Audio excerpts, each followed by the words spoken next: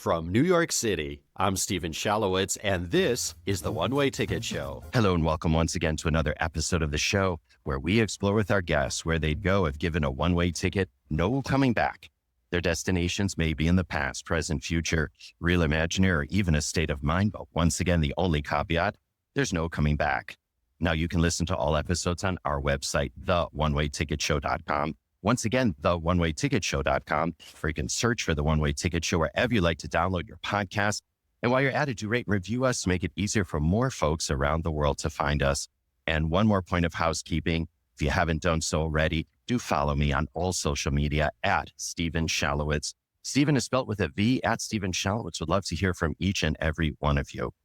All right, I want you to mark your calendars now for Saturday, December 2nd, 2023. That's when Lifetime will be releasing an original holiday movie.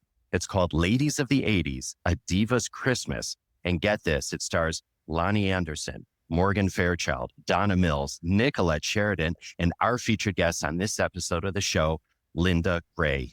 In an acting and directing career spanning well over 50 years, Linda is perhaps best known for her role as Sue Ellen Ewing, the long-suffering wife of J.R. Ewing on the mega hit TV series Dallas, of which I was and still am an enormous fan. We'll talk about Ladies of the 80s, A Diva's Christmas, her career, and her one-way ticket destination of choice. Right now, as we very warmly welcome Linda Gray aboard the One Way Ticket Show, who joins us now on the line via Zoom from her California home. Linda, it is lovely to have you on the program. Thank you so very much. It's lovely to have you aboard, and there's lots to cover, of course, in our conversation, but I would like to begin it, as I do with all my guests, by having you share your one-way ticket destination of choice. So without further ado, Linda Gray, if I did give you a one-way ticket, past, present, future, real, imaginary, even a state of mind, where would you go? I loved the question, and I had been thinking about it ever since Jefferson sent it to me. And I just kept smiling, going, where am I going and what am I doing and who am I meeting, etc. And then I realized one word that was instilled in my brain at birth, I'm assuming, curiosity. So there isn't one place. There can't be one place. And wait, you and I spoke about your adventures a little bit. And I thought, it's okay if I don't come back. I want to explore, to create, to dig in, to eat, digest, assimilate every portion of the universe, the planet, every single star and galaxy. I want to explore. And so there's no need to come back. So it's one way. Got it. I just love it. To this moment, I'm filled with curiosity about who, when, where, how do governments work? Are they telling us the truth? That could get me in trouble. So I better keep going. All kinds of wondrous things. I want to eat things. I want to do magical things and meet magical people. I want the adventure to always be continuing, always learning, always zipping around the universe like Peter Pan, and absolutely breathing magic into those people who don't have that curiosity. So I would probably be like a hummingbird, a little bit of hummingbird on jet fuel. And if you see me zipping around, you'll know it's me. I'm just out floating around. No, not floating around, maybe sometimes floating around. But in other words, I want to just be everywhere. I want to be there at the beginning of the earth. What happened? And then what the hell happened to us now? What's happening? So it's like there's so much adventure to be had, to be experienced, to be tasted. It's delicious. I love that, Linda. It's the world of curiosity, right? It's this insatiable curiosity that you have about life. Where do you think that came from? Is it something that you've always had? Always.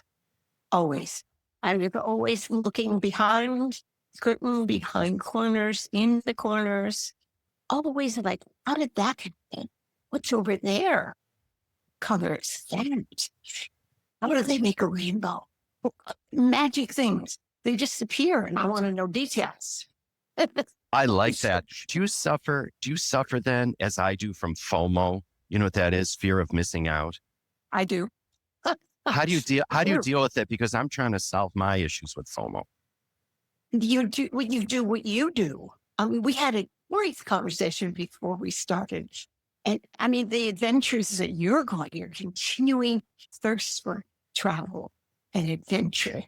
That's what you do. I mean, you just keep going. Why not? I suppose. So this notion of curiosity, I would imagine, really helped you in your career, because when you took on a role, you had to be curious about the character that you were playing. I did. Every single one of them. There was an adventure, and there was this magical box I had open. Who are you? What do you wear? What do you eat? Are you left-handed? Are you right-handed? Who are your friends? Do you have children? Are you married? Etc., etc. So you just go on this magical journey of opening Pandora's box. Do you think in order to be a good actor, you have to be curious?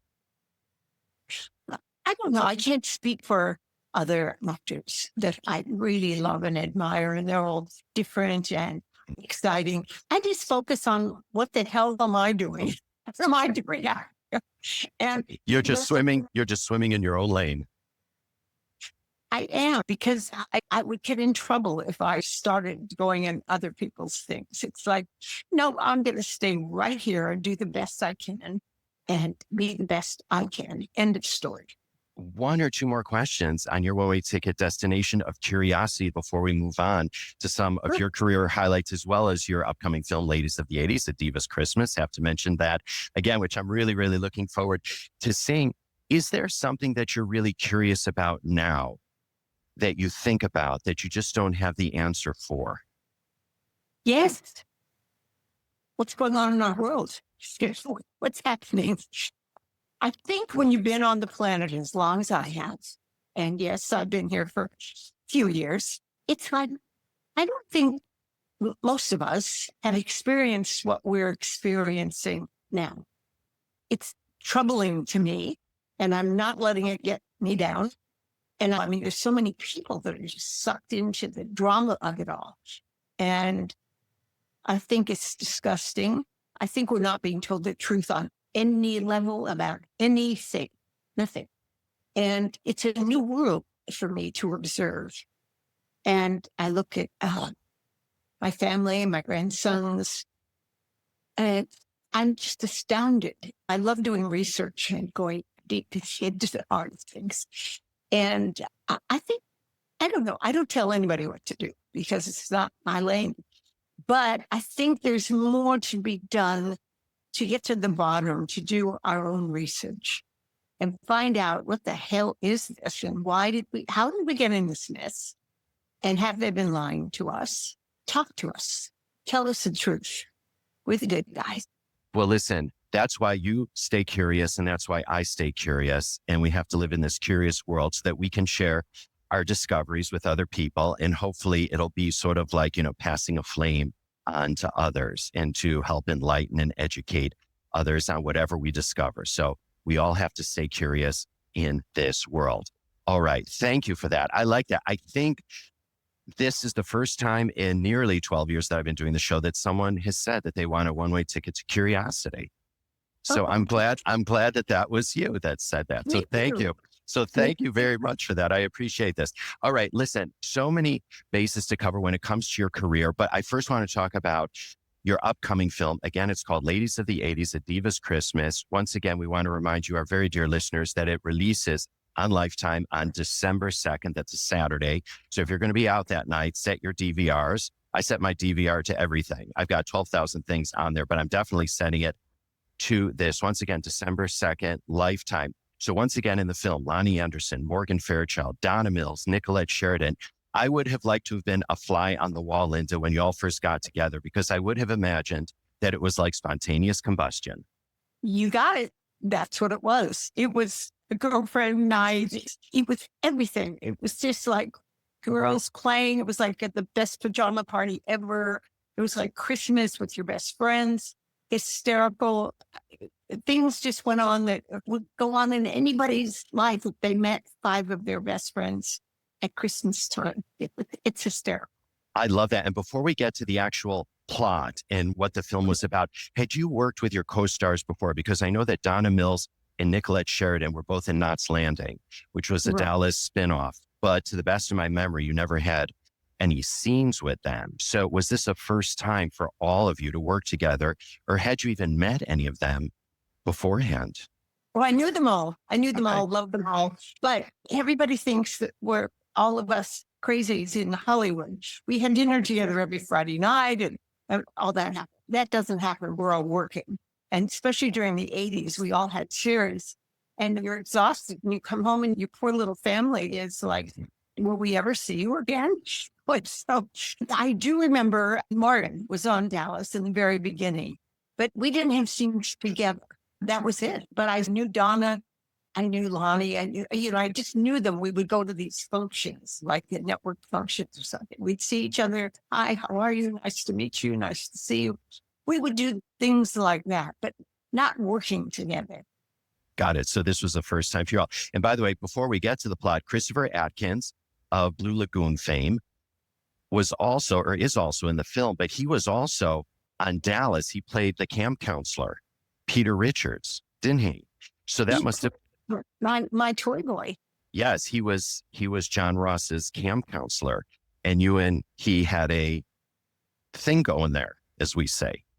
And so that, yes, you did. And that was very much, what do they call that? A May-December relationship? I saw Chris recently and he told me, he said, you were the first cougar. And I said, I was? I didn't even know.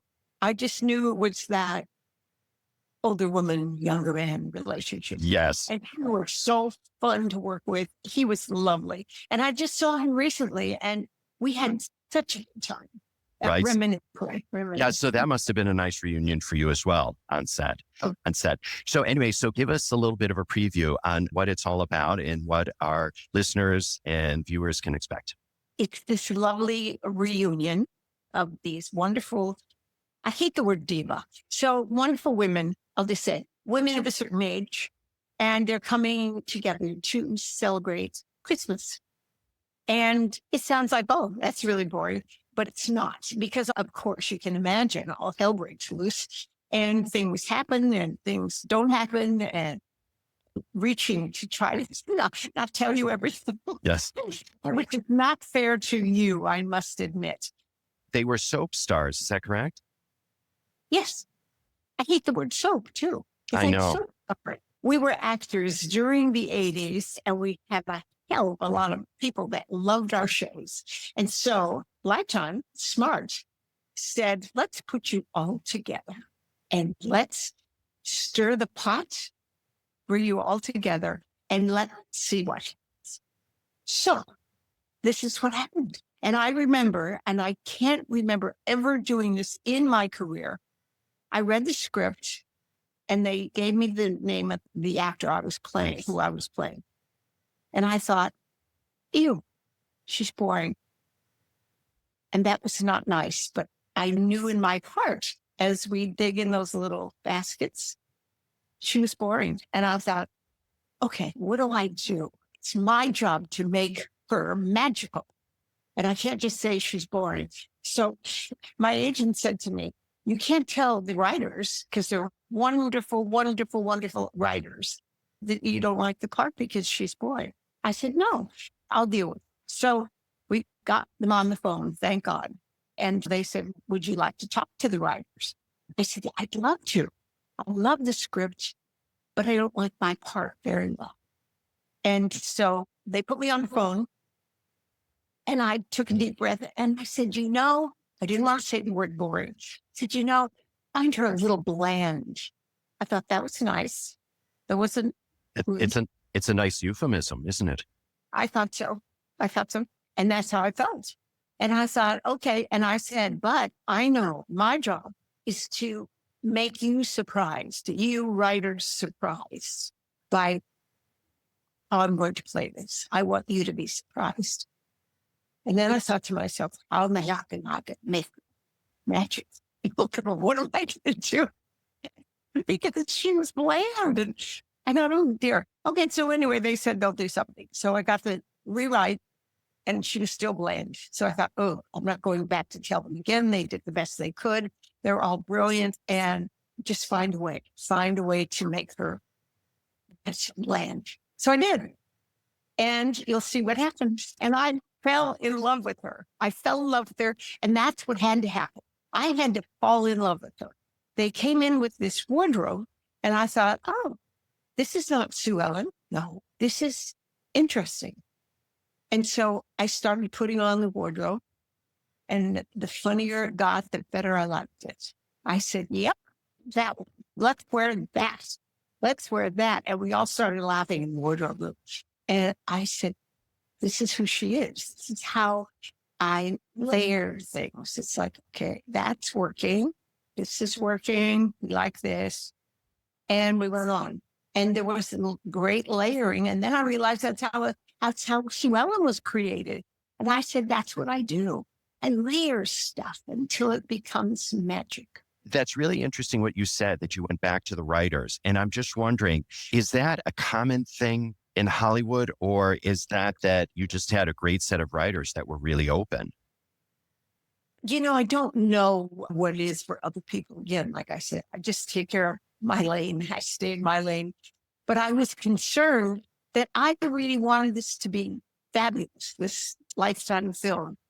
And I knew the people that were going to be in it, and I wanted to be fabulous. I wanted to be a participant. And so I had talked to my agent, and I said, she's not great. I'm not crazy about her. And so he suggested that I talk to the writers. And I don't think it's usual. I think maybe it's done on set when people have a snag or they're having trouble with a particular way of the construction of a scene. Talk to the writers. And these writers were absolutely open, willing to talk to me, any concerns. And so I was blessed. I felt very honored. Yeah, I was going to say kudos to them for being so open for that. There was something also, Linda, that you said that I want to pick up on. You said that you have to love the character. And I'm wondering, is that the case? Again, let's say in your case, because I know you can't speak for other actors, but is that the case that you always have to love the character that you're playing? I do. I have to love her because I think in the beginning, you can't play her if she's a bitch. You can't play her entirely a bitch, because you have to go back and say, why did she turn out to be a bitch? Yeah. Why did that happen? How did it happen? Who influenced her? So that's what I do. I do a whole psychological thing. Like, how did she turn out this way? Was she abused, or was she not loved somehow? What happened? Let's talk about who she is. And I remember in Dallas, I remember going to the producers and saying, she can't be one note. I would like you to bring in her mother. See if we could talk about mom, if mom did any influencing on her becoming only to want to marry the richest man in Texas. There has to be something that propelled her to do that.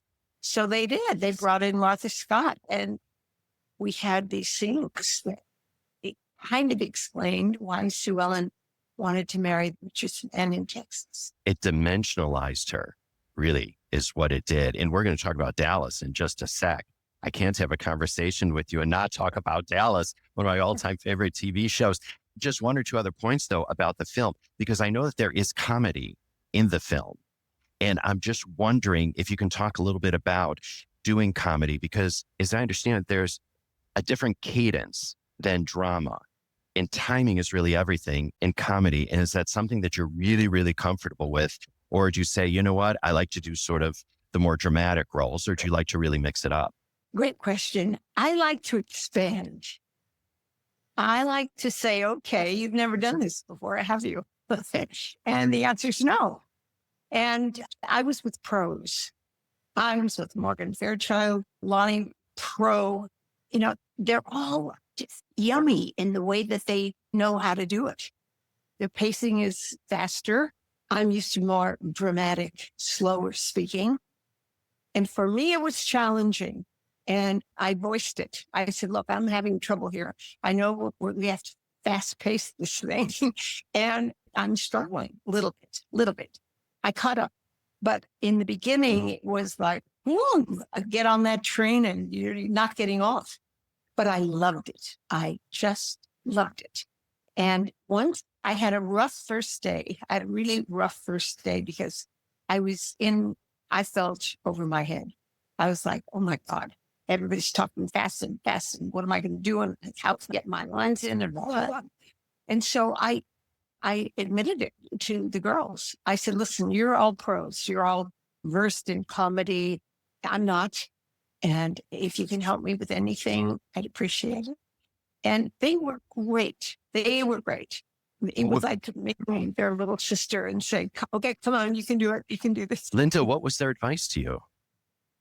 Or how'd they help you out? Well, number one, they were supportive. Number one, day one, they were great because I was just all over the place and I didn't know who I was. My character hadn't set up residence. I didn't know who she was. I was just like, oh my God, what am I doing? And so they were great. It's like, okay, they understood. They said, okay, we've all been there. Just take it easy, do this. And then even Donna was lovely. There was a scene that I think it was my first scene on day one. And somebody said something, and then it was all the girls were talking and I was not. And so Donna looked at me and she said, take your script and hold it because you're off camera and they're not on your face. So you can read it. And I was like, I can? I mean, I'd never done that in my life. And she said, yeah, hold your script. Because, I mean, to me, that was not professional. But I was stuck in this place where I was just like in overwhelm. So I held the script and I said all the lines I was supposed to say and looked at the girls. And when I was in trouble, I looked down at the script, say the line again, up, kept going. And it made my heart feel so good. I felt taken care of. I felt acknowledged that I was having a rough day. And it was just wonderful to feel that support from a fellow actor. It was lovely. What a beautiful piece of advice, because clearly, I mean, you are a professional that would learn your lines before you go on set, but to read them on set, even though you're not on camera, that's really quite remarkable. Well, to me, it was humiliating because I thought, oh my God, and I knew the lines, everything was good. It was just that first day of overwhelm. Well, let's put it this way. Those were like training wheels for you. Yeah. For something like that. So I have to ask you, before we move on to some of your other career highlights, and of course, Dallas, I want to ask you though about the 80s. And I was trying to formulate a question in my mind, but I guess the question at the end of the day is, what does the 80s really represent for you? And just as an aside, I know that you had a recurring role on Melrose Place and you played Heather's mother. And when I was doing my research on you and I was reminded of that, she of course played Sammy Jo on Dynasty. She was married to Stephen Carrington. I was also a fan of Dynasty. You know what I was doing in the 80s. I was always in front of the TV, as you can clearly tell. But I'm just wondering, did you ever talk to her about what it was like working on these two mega shows of the 80s? And, again, related to that, what did the 80s really represent for you, both from a cultural perspective and even perhaps a personal perspective? Well, the 80s were huge. Reagan was president. It was interesting time culturally. And like you said, what people were watching and globally, what was happening in the world. The 80s were just sort of this melting pot of really what was going on in the world. It was fascinating to me. And it was also a time where there was such a momentum. We were working so hard. I'll tell you a little side. Most episodes now of television are like 8 or 13 episodes max. We had 28 episodes and it just kept growing and growing and growing. And we were all like thrilled to be working, excited and honored to be working. But we're like working all the time. So it was hard for my family, hard for my children. Where's mom? Oh, mom's working. Oh, and any mother watching can relate because you want to be the best mother you can. And then you have this job that takes you away. So you try to balance everything. And as women know now, it's difficult in the best of times. It's always been difficult for mothers because then you get the guilt And then you're not doing this enough and not enough and blah, blah, blah, blah. So for me, there was this stretch, like a taffy pull. There was this horrible feeling inside, like, I'm not doing enough. How could I be this? How can I do that? And I can do that. And the marriage was not great because I was not full. So it was a tough time personally for me. And the men would go, I remember distinctly talking to Patrick and Larry, and they would get up in the morning and the wife would have coffee for them and send them off to work. Mine was totally different. And then the boys would come home at night, the dinner would be ready. So mine was so different. And like I would be up at 4:30 in the morning, putting the dinner in the crock pot that they used to call them. But I would put the meat or the chicken and the vegetables in and cook it all day long while it was at work. So that when I got home, dinner would be ready. I'd prepare a salad and we would have a semblance of dinner, which was actually nice. And then I would have to study for my job the next day, the lines for the next day. And the kids would do their homework. So I was trying to keep some semblance of order in the house. And it was tough. And I must admit, I mean, I'm not saying I'm a superhero by any means. I did the best that I could. And I think that's the word that I use to tell women, even now, honey, you're doing the best job that you can do. Don't feel guilty. I think now, back then, we didn't talk so much. We were in that kind of, what you call that, the middle generation where when I was growing up, nobody talked about anything. One grandma was an alcoholic. Nobody, don't talk about it. This grandma had something else. Don't talk about that. Or disease even, right? No one talked about disease or anything else. No, nothing. So, everything was under the carpet. We don't talk about that. No, not that, not that. What the hell did you talk about? I don't know. But why not? Why not? And I remember when Betty Ford, our president's wife. Former First Lady, yeah. And she was the First Lady of the United States. And I think the minute she took that stand and said something about her addiction, that people took a deep breath, like shocked that she's picked for something. But she did so much for so many people, many people. And it was absolutely miraculous. It's like the world could open up. Not in the beginning, but it was like, oh, my First Lady has a problem. So do you, honey. Face it. Yeah. Get this stuff out from under the rug and take charge of your life. And I noticed that when Sue Ellen was playing the alcoholic, so many letters came in at that time about facing it. It's like, this is what's happening. Take a look at your life. And then I remember they were very, very gutsy on the show. I know I'm going off on tangents, but no, I love it. When Miss Ellie had a mastectomy on camera, it was like they talked about it.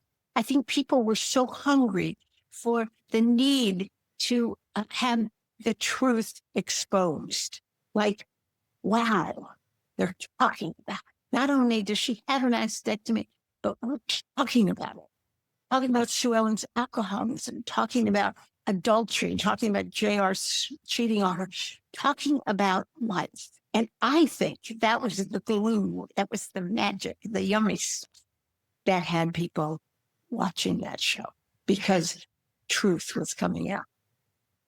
And it was so revolutionary for the time because, as you said, people just weren't talking about it. I'm going to do another little tease that's a little bit of a tease for Dallas. And by the way, I'm so happy that you're talking about Dallas because before we talk about it, a couple other bases, but I was almost, I don't want to use the word reluctant to ask you about Dallas, but when people ask you about Dallas, is it an eye roll that you have, or is it, wow, I really love to talk about Dallas?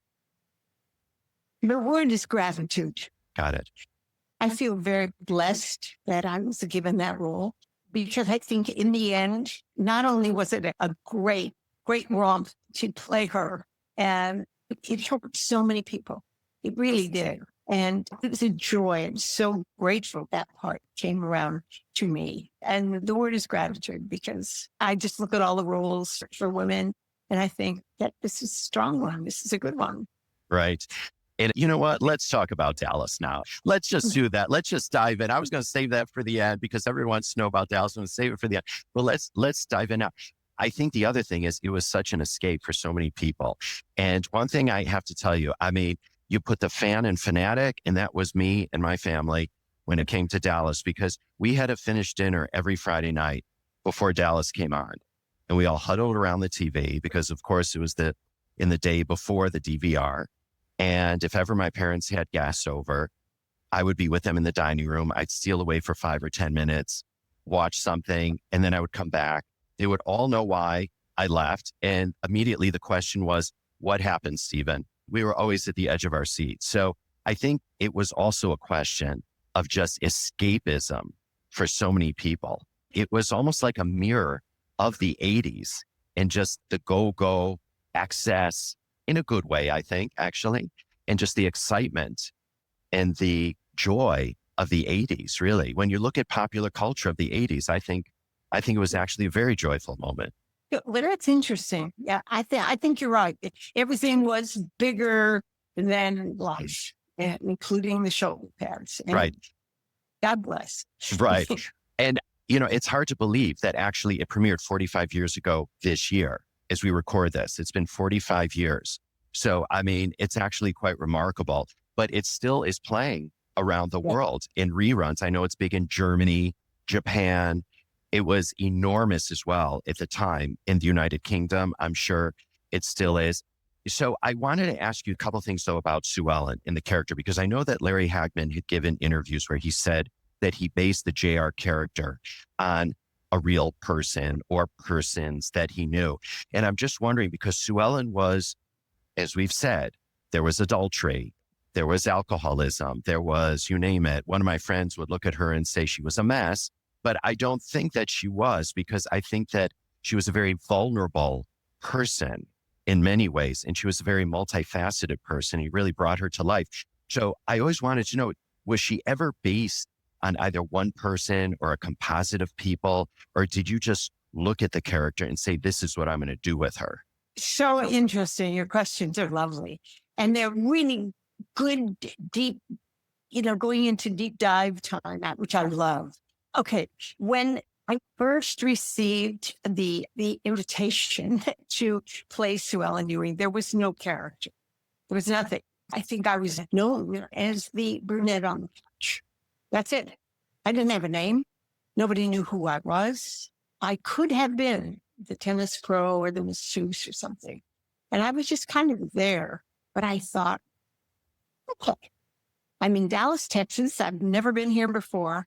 I don't know anybody. I'm in a motel with all my friends that were becoming my friends. The cast had never met each other before. And I remember sitting on the floor with everybody else.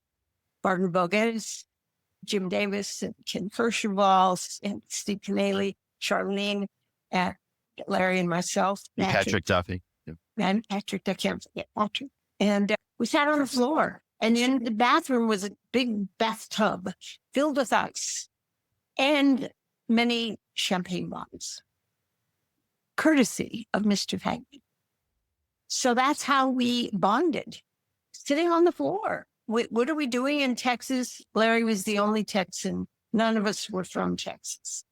And wondering what we were doing there. Like, who the hell has ever been to Texas? None of us. So it started laughing and drinking champagne and thinking, well, we're only signed on for 5 shows. So let's make the best of it. Okay. During that time, Sue Ellen had nothing to do. Nothing. And she was never supposed to be important, they thought. Anyway, a mush. So I would trot my little self across the freeway and go to Neiman Marcus. And I would sit there in the beauty salon and get my nails done and listen and watch and learn. And I listened to their conversations and I watched what they wore. I watched how they interacted. I watched what they bought. And then the next day I'd come back and I'd find out where they were going for lunch. And then there were very many funny things happening. One lady said to me, "Oh, I'm going home to meet my husband because I have to fluff and fold." And I thought, what the hell, fluff and fold? She's doing laundry. That's what she's doing. Well, I was wrong. Fluff and fold, as they say, like that, meant that she had to fluff and she had to fold. She had to get ready for her husband to come. So that was fixing her hair. Fixing her hair and putting her makeup on, fluffing and folding, prepare for husband to come. Okay, so I got that. Okay, that's interesting. And then one hysterical thing that gave me more characterization, in a hotel ladies' room after an event, I was putting on lipstick and this lady came next to me putting on lipstick, and she opened a little tiny purse bag, evening bag, this big, and she opened it. And in the bag was a lipstick and a Derringer gun. Wow. And I thought, okay, watch this because this is good information for Sue Ellen Ewing, whoever she's going to be. So I looked into the purse and naively asked her, "Excuse me, is that a gun?" Which to this day seems ridiculous. So she said, she just looked at me, probably in disgust, and said, "Of course, this is Texas." And I thought, okay, I just heard it. This is how these Texas women walk around. And with their little Derringers. It was hysterical. And I just was like, okay, where am I? Who am I? What am I doing? All this stuff. But I was getting great information, fabulous information from these wonderful women. And I was going to play one of them. I was like, bring it on. So that goes back to your one-way ticket destination of curiosity. You were curious about who Sue Ellen could be, and you got this information to help form her. See, that's really interesting, that fluff and fold, the lipstick and the gun. It's almost like the two ends of the spectrum, really. And that's so interesting. You had never been to Texas before. I didn't know that. So this was really sight unseen. Sight unseen. It was a gathering. I felt like I'm gathering in my little basket. Gathering. What's next? What do they wear? What do they say? What do they eat? What's happening? So my life, thank God I didn't work a lot in the beginning because I wouldn't have had time to gather. And I'm just wondering, like on the film that you're releasing for Lifetime, the Divas film, you were able to input into the character, right? And to make her, as you said, not bland. Were you able to influence the storyline at all, you or the other characters? How did that work? And what was the relationship between the actors and the directors as well as the writers? We had a wonderful, wonderful woman director, Christy, and she was perfect for us because she flowed with us. It was like we did this wonderful dance and she was with us. And if we had some idea, like maybe I could do this, she was like open. And, you know, I think all of us have wished like we could tell the director something and they'd say, okay, do that. And then they'd say, and then could you do it the way, they don't say the way we want to, but could you do it another way so that you give them a choice? And she was so fabulous. And because the cast was all women, mostly women, she understood us and our crazy ways.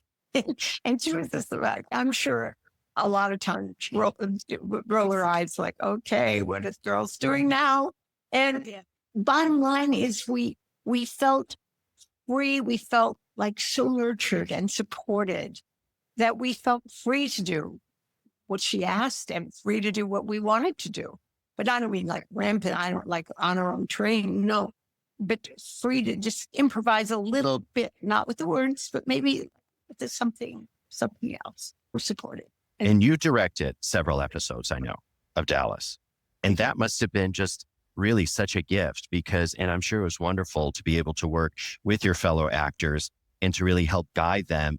But because you knew the show so well, that I think you probably brought your own sort of method to your madness, if you will, when you were doing it. I knew I did not want to just say, oh, well, I'm one of the stars of the show and I'm going to direct. No, I studied for a year with a French woman director, Lillian Chauvin. She's no longer on the planet, but she's here somewhere. And she groomed me and she said, I will not let you go behind that camera unless I feel confident that you know what you're doing.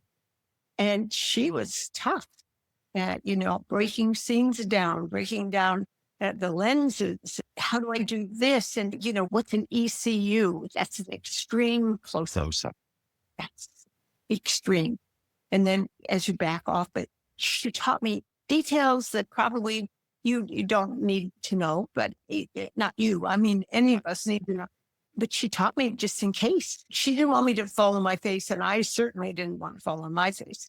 And I didn't want to come up and be like, oh, it's the show I'm in and blah, blah, blah. Right. No, I wanted to be professional. And did that make you a better actor than knowing how to direct? It expanded. I think anytime you learn another element of your chosen career, no matter what you do, you expand. It's like, oh, now I get that. Or that would be interesting. And oh, I see that camera angle. Oh, yeah, I get it. So it expands you as a human being. It's like, come on, you don't know everything. Certainly not. So when you learn a little bit more in your own career, it's like, ooh, that's yummy. Let's do that. That feels good. Yeah. And I've never told somebody, my own people on the show, what to do. And it wasn't like, this is what I want you to do.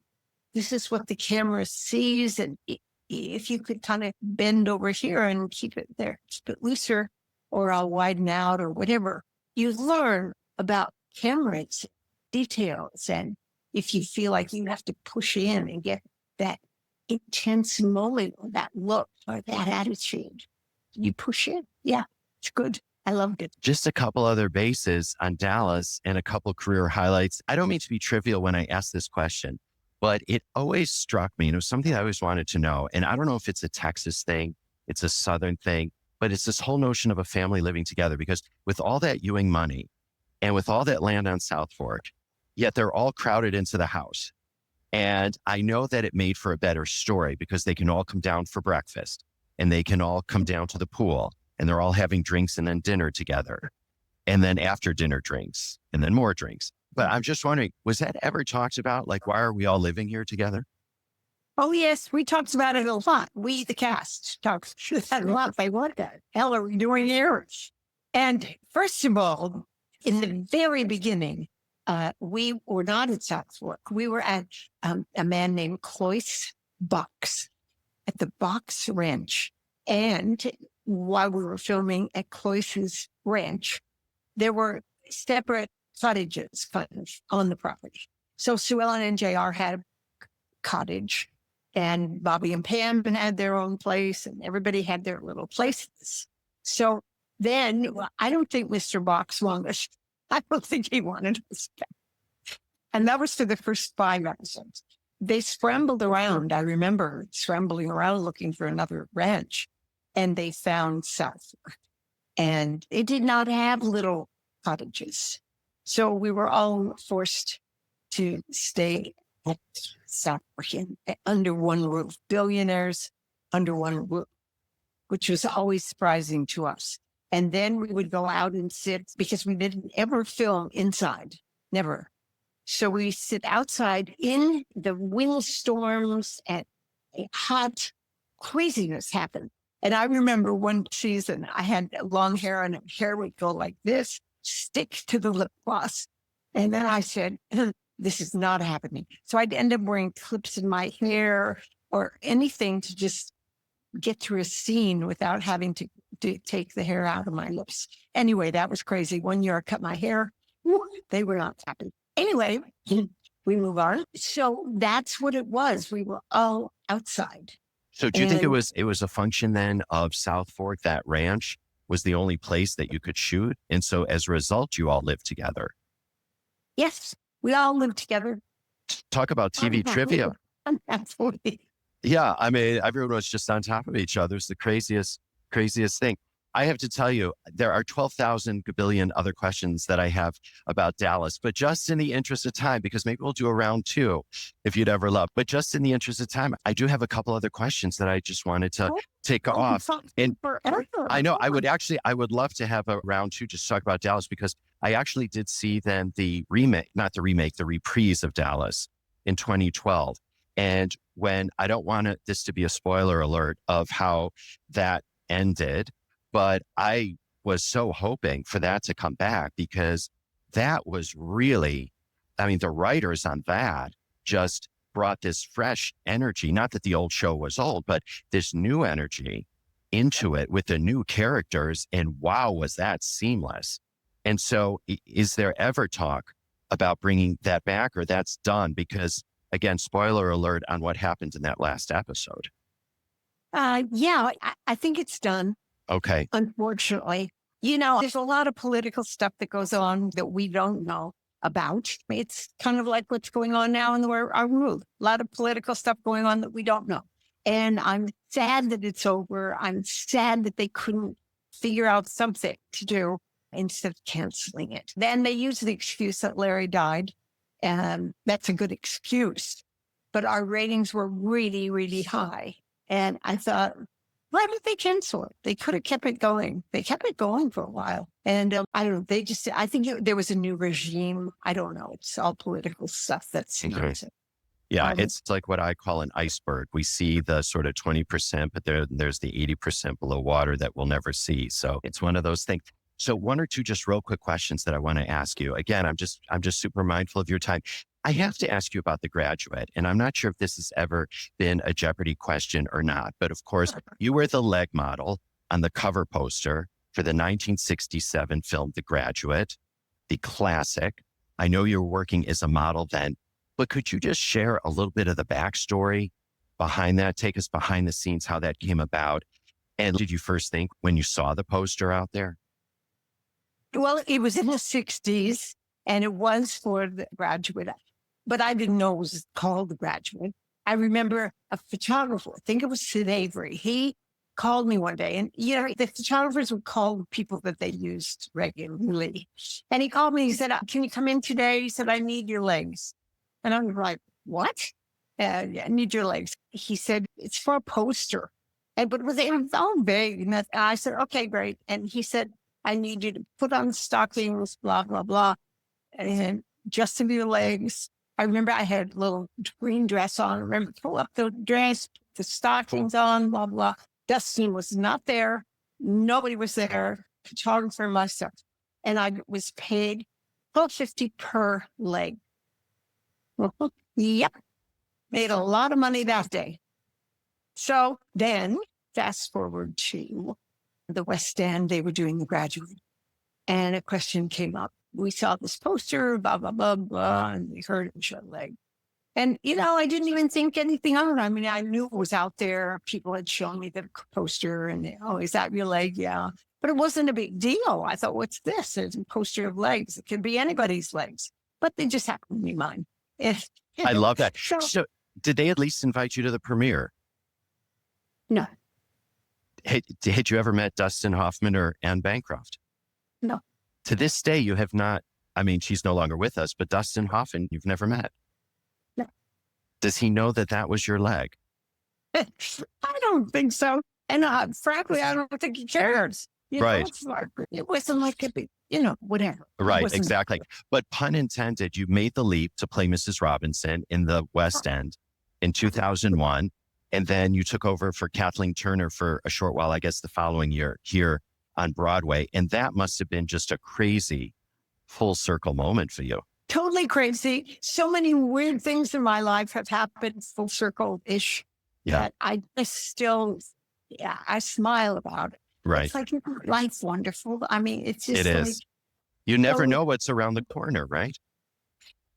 And so final thing that I want to ask you for this conversation, because again, would love to have you back for round two. What is it at the end of the day for you that you love so much about playing other people? What's the allure for you? Again, another great question. from you. Wow. I love it. I love people and I love obviously interesting women. Sue Ellen, certainly, and Anne Bancroft, certainly. Mrs. Robinson, she was interesting because they're not bland, to use a word I used before. They're not bland. They have character, they have depth, they have interest, they have intrigue. They've got all the yummy stuff of life. Nobody's flat and boring and bland. Nobody I know anyway. We're all interesting. And I want to play interesting women because they're inspiring to me. It's like, no, I don't want to be like them, but I love to portray them because I get to go deep into the basket that I have and go, okay, let's see. Will this fit? Will she go here? What's happening? We'll find out. So we get the big yummy stuff from her. And those are the fun parts. Those are just, they're yumminess. I love them. Yeah, it just makes life more interesting, doesn't it? Yeah. I agree. Oh, right. Well, Linda Gray, we're going to leave it right there. Once again, the film is Ladies of the 80s, A Diva's Christmas. Once more, it's December 2nd on Lifetime, so mark your calendars and set your DVRs. This has been such a lovely, lovely conversation. I want to thank you so much for joining us here on the One Way Ticket Show and really look forward to a round 2. Lots more to talk about and to unearth about the yumminess and the curiosity of life. Wait, this has been delightful. I cannot believe that. I think I talked a lot for an hour, but I guess it's not a surprise to people. Well, listen, every word was fascinating. And really, I so appreciate it. I know that there's, like I said, still much more to cover. So we will do that in a future episode. And we'll have a link to Linda Gray on the show notes page of this episode on our website, theonewayticketshow.com. And no matter where you are in the world, you shoot me an email, Steven@theonewayticketshow.com. That's Steven with a V, Steven@theonewayticketshow.com. Do share your one-way ticket destination. Let's even arrange a call and chat because I'm always up for a great conversation. But meantime, it's a wrap for this edition of the One Way Ticket Show. For the multi-talented Linda Gray and the entire crew, I'm Steven Shalowitz, and we will see you next time.